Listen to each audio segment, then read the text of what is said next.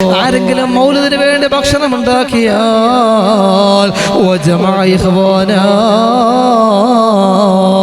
തന്റെ പ്രിയപ്പെട്ട കൂട്ടുകാരെയും കുടുംബക്കാരെയും എല്ലാം വിളിക്കുകയാണോ,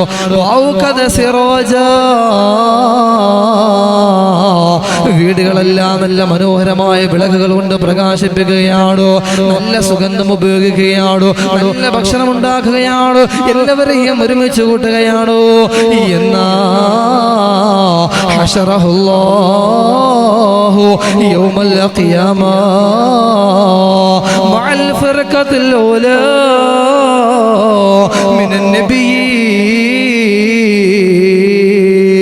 നാളെ പടച്ചവന്റെ പരലോകമുണ്ടല്ലോ, ആ പരലോകത്തെ നബിമാരോടൊപ്പം ഉന്നതമായ ദറജയിലായിരിക്കും ആ മനുഷ്യനെന്നോ മഹാനായ മഅറൂഫുൽ ഖർഖി റളിയല്ലാഹു തആല എന്ന് പറയുകയാണ്, അല്ലാഹുവേ ഞങ്ങളെ മദ്ഹുകളെല്ലാം സ്വീകരിക്കണേ അല്ലാഹ്.